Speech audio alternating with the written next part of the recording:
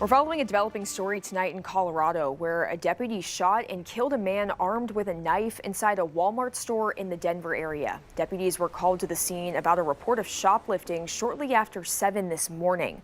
The suspect began advancing towards deputies with a machete when they arrived at the store. One deputy shot him with a taser but says it was ineffective, and the suspect continued advancing. Another deputy then shot him. The suspect was pronounced dead at the scene and no one else was injured.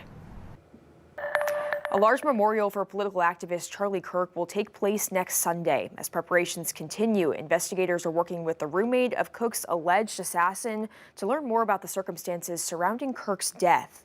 Carter Evans is in Utah with the latest from investigators. Charlie Kirk's followers continue to mourn the loss of the conservative activist 4 days after his assassination. On Sundays, Face the Nation House Speaker Mike Johnson paid tribute to Kirk. There's a mixture of anger and sadness and fear, frankly, on the part of a lot of people. It cast a large shadow across the country and the nation's capital. But what I do know, Major, is that my good friend Charlie would not want any of us to be consumed by despair. He would want us to go forward boldly. That was his message. Johnson said Kirk's death is a time for people to put aside political differences. I mean, calling people Nazis and fascists is not helpful. I'm heartened to know, Major, and to see that many of my colleagues on both sides of the aisle are stepping up and saying that and addressing it. I think this could be a turning point, frankly, to use Charlie's term, for the country. CBS News has learned the Trump administration is sending a $58 million request to Congress to increase security for members of the executive and judicial branches in light of the assassination. Also on Face the Nation, Senator Lankford spoke of ongoing threats to Congress at a politically divisive time. There have been 14,000 threats against members of Congress just this calendar year. This is not new, but it continues to be able to rise.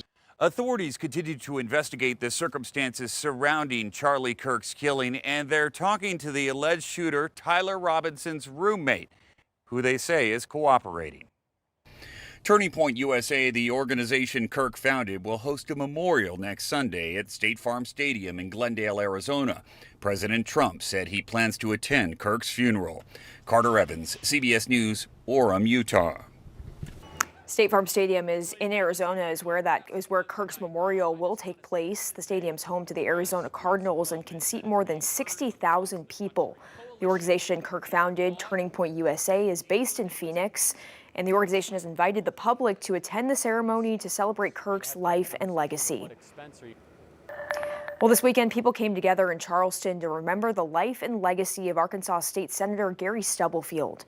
Stubblefield passed away earlier this month at the age of 74. Charleston High School hosted a public service for him yesterday, attended by those who knew him best, including loved ones, political colleagues, and community members. His son Joshua delivered an emotional tribute to his father, speaking fondly of the lessons he learned from his dad. Let me tell you about a hero of mine. He's not the kind of hero that you see in the movies with all kinds of superpowers, but a real-life hero made of flesh and blood like you and me. Stubblefield represented District 26 since 2013. The area includes parts of Franklin, Johnson, Logan, and Sebastian counties. He also served a term in the State House of Representatives before being elected to the Senate. Well, the University of Arkansas has broken yet another enrollment record, and this growth is impacting local housing in the area. 5 News reporter Laura Castleman shows us how stakeholders are trying to catch up. The University of Arkansas has a total enrollment of 34,000 students this year, a new record.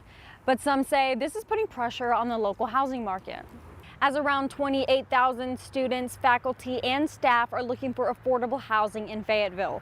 This growth has led to a strain on inventory. As the city works to balance accommodation demands, the University of Arkansas continues to see growth in their incoming freshman population, with 6,000 to 7,000 freshmen annually. Suzanne McCrae, the Vice President of Enrollment and Dean of Admissions for the University of Arkansas, says that 91 to 93% of freshmen do choose to live on campus. So some of the students are online. So we have a little more than 30,000 students who are actually on campus students. And we feel like the infrastructure is really good for that number. And we're looking at ways that should we decide down the road to grow, that we will make sure that the infrastructure is good for that too. Mike Whitaker with the Fayetteville City Council says they are exploring ways to support housing development near campus. Now the city and campus both want to balance growth and affordability. I'll have more on this coming up at your 5 News at 10. In Fayetteville, covering news where you live, Laura Castleman, 5 News. The Northwest Arkansas March for Life happened today in Rogers. It's the 9th year the event has happened and kicked off a 40-day campaign focused on raising awareness about pro-life causes. Well, after over a year since the Memorial Day weekend tornadoes tore through Northwest Arkansas, one family-owned business in Rogers is finally back open. La Popular has been a fixture in Rogers for 16 years until last year's storms damaged the roof and electrical system, forcing them to close indefinitely. What was supposed to be a few months of repairs turned into more than a year. On Wednesday, the family finally welcomed customers back inside, serving up fresh Mexican dishes like tamales, carnitas, and of course, tortillas. So it was just a lot of battles, a lot of hurdles we had to go through. So to finally see it open up on Wednesday, just a lot of happy tears, a lot of relief. Just the love and support we got from our customers was just amazing.